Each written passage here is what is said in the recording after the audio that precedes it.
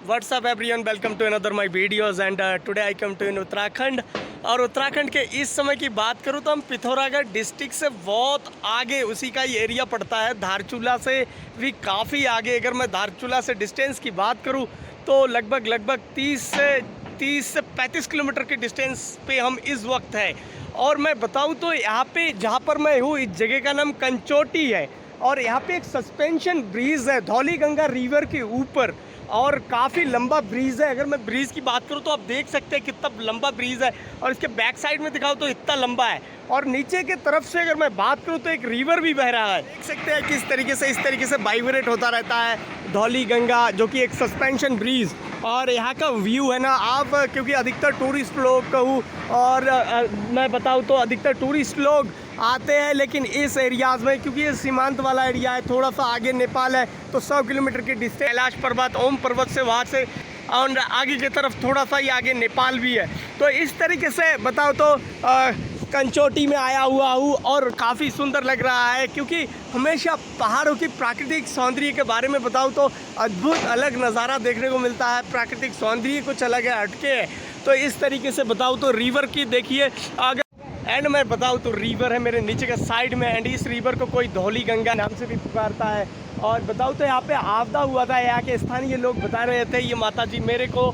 And बताऊँ तो नीचे की तरफ इनका घर हुआ, बिल्कुल यहाँ से दिख पा रहा होगा नीचे की तरफ घर है। और ये नीचे की तरफ में एक बार आपदा आया था, कहते हैं कि यहाँ पे बड़े बड़े मकान थे इनके एंड वो मकान आपदा की वजह से इतना पानी आया था। जब केदारनाथ बद्रीनाथ में जब आपदा आया था तो उस वक्त यहाँ पर भी बहुत खतरनाक आपदा आया था। तो किसी के सिलेंडर जानवर कह रहे हैं कि हमारे सोना चांदी वगैरह भी बह के चला गया। मैंने इनसे बात किया तो वो काम से व्यस्त थे, तभी वो चले गए हैं घर के तरफ। और इस तरीके से बताऊँ तो यहाँ पे देख सकते हैं पानी की कितना आवाज़ है एकदम स्पीडली।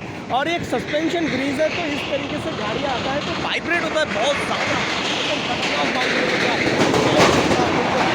इस तरीके से आवाज़ में सुनाई भी नहीं दे रहा कि क्या बोल रहा हूँ मैं। तो इस तरीके से वाइब्रेट होता है। और इस पुल की अगर मैं बात करूँ तो ये सस्पेंशन ब्रिज है, वैली को एक वैली से दूसरे वैली को घाटी को जोड़ने के लिए इस तरीके का ब्रिज का निर्माण किया गया है। एंड इस सस्पेंशन ब्रिज की बात करूँ तो इसमें 18 टन लगभग इसकी क्षमता है इस ब्रिज की। और 180 क्विंटल से ऊपर की भारी वाहनों को ले जाना इस ब्रिज से बिल्कुल मना है। तो इस तरीके से सस्पेंशन ब्रिज बनाया गया है। तो और बताओ तो कैलाश मानसरोवर के लिए भी इस रास्ते का भी यूज़ करते हैं। कंचोटी आने के बाद अगर कोई श्रद्धालु कैलाश मानसरोवर या आश्रम की तरफ जाना चाहते हैं तो इस रोड से जा सकते हैं। उसके बाद ट्रैकिंग वाला भी रूट है आगे की तरफ। और इस तरीके से धौली गंगा ये रिवर आगे की तरफ चला जाता है। इस तरीके से यहाँ का व्यू है, काफ़ी सुंदर है यहाँ का व्यू और काफ़ी अच्छा लगता है। एंड मैं बताऊँ तो पहाड़ों में हवाएं काफ़ी तेज़ चलता है, क्योंकि हवाओं का एक दाब बन जाता है, प्रेशर बहुत रहता है तो खतरनाक दाब बनता है, जिसके कारण बताऊँ तो पहाड़ों में किसी भी वक्त पत्थर वगैरह भी गिर सकते हैं तो काफ़ी खतरा रहता है। तो उन सब चीज़ों को ध्यान में रखते हुए सफ़र को भी करना चाहिए। एंड इस तरीके से नज़ारा देखने को मिलता है। उत्तराखंड में आएंगे तो बहुत सारे ऐसे हिल स्टेशन है जिसके बारे में अगर बताऊं तो आप ऐसा भी जगह है ना, आपको वहाँ का जो प्राकृतिक सौंदर्य बिल्कुल दिल को छू जाता है। और ठंडी ठंडी बिल्कुल हवाएं है, गर्मी का मौसम है, बिल्कुल ठंड का अनुभव हो रहा है तो काफ़ी अच्छा लगता है। तो इस तरीके से कंचोटी का ये सस्पेंशन ब्रिज हो गया, जो कि अपने आप में खास है एकदम। 180 क्विंटल की वजन को ले जाता है। तो सोच सकते हैं आप लोग किस तरीके से इस ब्रिज का निर्माण हुआ होगा। हुआ आगे की तरफ चला जाता है। और आपदा में तो बहुत ज़्यादा दिक्कत हुआ था, जब केदारनाथ में आपदा हुआ था तो इस रिवर में भी पानी, लोग कहते हैं कि यहाँ पे बड़ी बड़ी मकानें थे लोगों का। और इस तरीके से और मैं इस रोड की अगर बात करूँ तो यह सीधा कैलाश मानसरोवर के लिए इससे भी जा सकते हैं आप आश्रम होते हुए। एंड मेनली अगर बात करूँ आश्रम तक ही इस रोड का अधिकतर यूज़ करते हैं, आश्रम को जाते हैं। एंड पांगू एक जगह पड़ता है, पांगू में भी जाते हैं।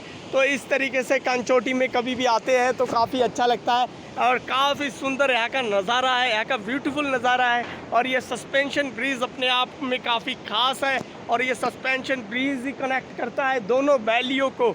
तो अपने आप में नज़ारा काफ़ी खास है यहाँ का। अब मैं दिखाऊँ तो किस तरीके से देखिए मोटे के मोटे रॉड है, लोहे के ऊपर की तरफ से भी लटका के रखा गया। पुल के नीचे कोई भी सपोर्ट नहीं है, बिल्कुल टोटल लोहा है एकदम इसमें लगा हुआ, और ये ऊपर वाली जो तार दिख रहा है इस तार पे ही लटका हुआ है, और ये मोटे मोटे रॉड लगे हैं इसी में ही लटका हुआ है ये ब्रिज बिल्कुल पूर्णतः।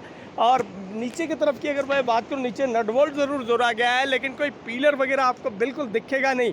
और इस तरीके से मैं दिखाऊँ तो इधर की तरफ देख सकते हो, ऊपर की तरफ से तार लेके सीधा पहाड़ों के साथ इसका अटैचमेंट, इसको सपोर्ट दिया गया है, पहाड़ों के साथ खींच के रह सके ताकि पुल में किसी भी तरीके का कोई असुविधा ना हो। और इस तरीके से सस्पेंशन ब्रिज बनाए तो अपने आप में काफ़ी खास है, काफ़ी सुंदर है। और दिखाऊँ तो मैं आपको इस तरीके से आगे के तरफ ये रोड चला गया है, सीधा पंच पर्वत की तरफ चला गया है, आगे की तरफ एक हिल भी है। एंड मैं दिखाने की कोशिश करूँ तो इस तरीके से देख सकते हैं किस तरीके से सपोर्ट दे रखा है पत्थरों के, पहाड़ों के बिल्कुल नीचे सीमेंटेड इसका फाउंडेशन बना के उसके बाद सपोर्ट दिया गया है। और ताकि पुल में क्योंकि सस्पेंशन के लिए खिंचाव की भी आवश्यकता होती है, क्योंकि जब कोई लोडेड वाहन जाता है तो वाइब्रेट भी होता है, तो उसमें किसी भी तरीके का कोई दिक्कतों का सामना ना करना पड़े। और काफ़ी खास है अपने आप में, और सस्पेंशन ब्रिज अपने आप में काफ़ी खास है। कभी भी उत्तराखंड में आते हैं धारचूला तरफ एंड इधर के साइड में कभी आते हैं तो ये जगह तो देखने का बनता है कि किस तरीके से इन सब पुल का निर्माण किया गया उस समय में देख सकते हैं। अगर मैं थोड़ा सा और नज़दीक जाके कैमरा दिखाने की इधर के साइड में कोशिश करूं तो नीचे की तरफ एंड मैं बताऊं तो नीचे की तरफ इस तरीके से कुछ व्यू है। नीचे के साइड में बिल्कुल कोई सपोर्ट नहीं होता है और बिल्कुल सस्पेंशन ब्रिज इसीलिए कहा जाता है। अगर मैं दिखाने की कोशिश करूं, एक मैप भी है यहाँ पे एंड धर्मा वैली एंड काफ़ी सारे और भी वैलियों के बारे में इसमें बताया गया है। सेला एंड ठंडी धार एंड कैलाश मानसरोवर यात्रा मार्ग भी लिखा हुआ है, नाल आश्रम तक जाता है, उसके बाद श्रीखा होके जाना पड़ता है। और इस वक्त मैं कंचौटी में हूँ और इस तरीके से यहाँ का नज़ारा है, यहाँ का व्यू है, काफ़ी सुंदर है यहाँ का नज़ारा, काफ़ी अच्छा लगता है। और बताऊँ तो काफ़ी सुंदर दृश्य है यहाँ का, देखने लायक है। एंड काली गंगा रिवर बिल्कुल नीचे साइड में रिवर है, तो इस तरीके से नज़ारा देखने को मिलता है हिल साइड में आके कभी भी आते हैं तो, और काफ़ी सुंदर है। एंड इस तरीके से मैं आगे जाने की कोशिश करूं तो थोड़ा सा इधर के साइड में दिखाऊं तो इस तरीके से देख सकते हैं कि किस तरीके से कल कल झल झल कंटिन्यू यहाँ का जो पानी है वो हमेशा इस तरीके से चलता रहता है और नीचे की तरफ चला जाता है, जो कि एक हाइड्रो पावर में जाके फिर उसमें विद्युत बनने के काम भी आता है। इस तरीके से है और काफ़ी हाइट है यहाँ की पहाड़ियाँ, यहाँ के पहाड़ियाँ बहुत ऊंचे ऊंचे हैं, तो इस तरीके से नज़ारा देखने को मिलता है। काफ़ी सारी चीज़ें जो कि आज हमें देखने को मिला है। एंड इस कंचोटी पुल में सस्पेंशन ब्रिज जो कि काफ़ी अच्छा नज़ारा है, काफ़ी अच्छा किस तरीके से बनाया होगा इस ब्रिज को, तो अपने आप में सोचने वाली भी है। एंड काफ़ी सारी चीज़ें हैं जो कि कंचोटी में आके भी देखने को मिलता है, क्योंकि उत्तराखंड के हर एरियाज़ में आपको अलग अलग चीज़ें देखने को मिलेगा। एंड यहाँ से दवाघाट के लिए सीधा ये हुई एकदम मिनटों में आप निकल सकते हैं, आश्रम के लिए भी जा सकते हैं। एंड काफ़ी सुंदर है यहाँ का व्यू, काफ़ी सुंदर नज़ारा है। तो वीडियो अच्छा लगे तो वीडियो को लाइक कीजिएगा, शेयर कीजिएगा एंड चैनल को सब्सक्राइब ज़रूर कीजिएगा। बाय।